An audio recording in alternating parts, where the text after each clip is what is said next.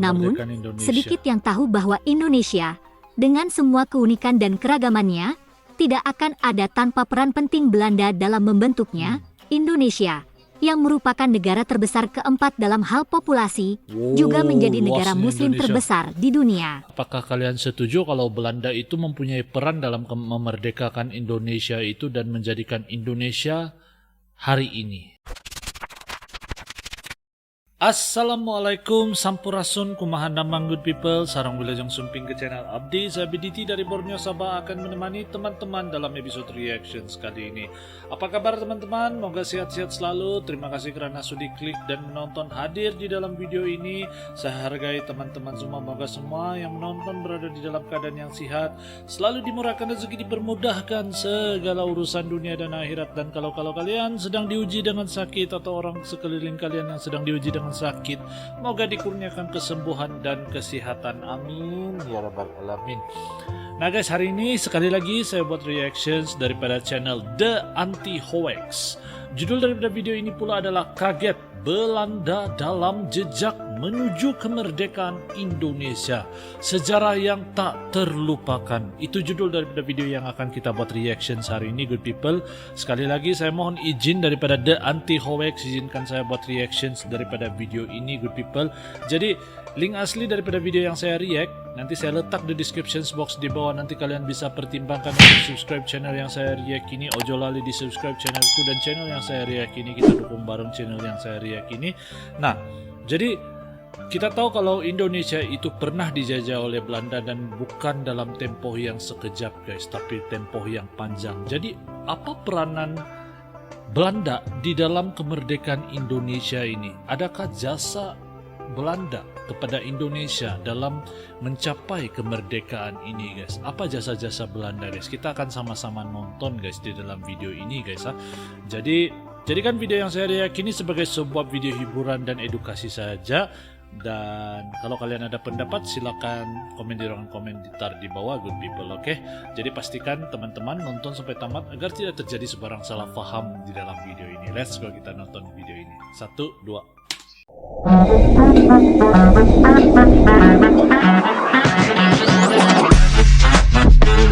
Yo, kumaha damang, salam silaturahmi good people. Ojo lali di subscribe yo channelku Anti-Hoax.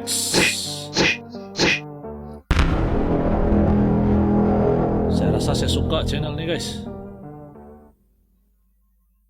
Indonesia, negara yang memiliki sejarah panjang yang menarik dan beragam, seringkali diidentifikasi oleh dunia sebagai negara Belanda besar dengan populasi yang besar.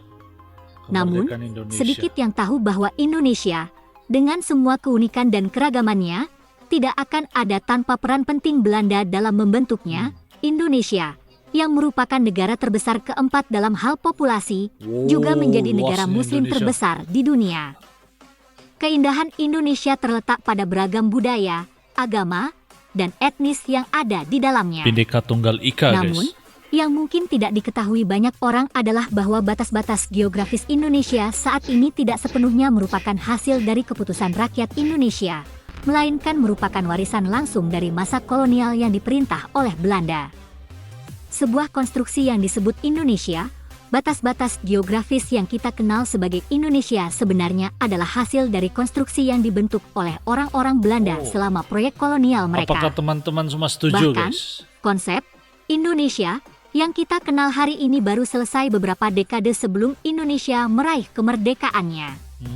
Ini adalah konstruksi yang disebut Indonesia, yang dalam bahasa Indonesia berarti Pulau India, adalah istilah yang pertama kali digunakan oleh peneliti Inggris pada abad ke-19.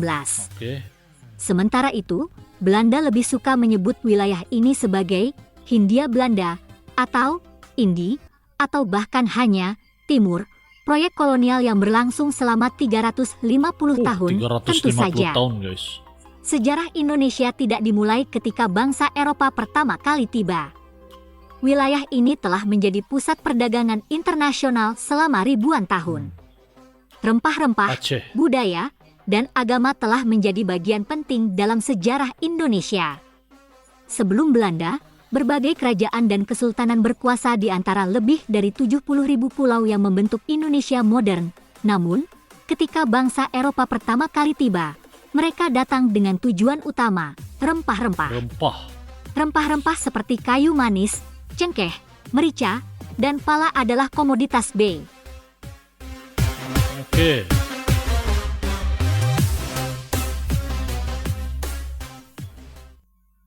Oke guys ya. Jadi itu video yang baru kita nonton ada leka nih. Oh, itu saja guys ya. Walaupun Belanda menjajah Indonesia, tapi memang betul juga lah ada yang di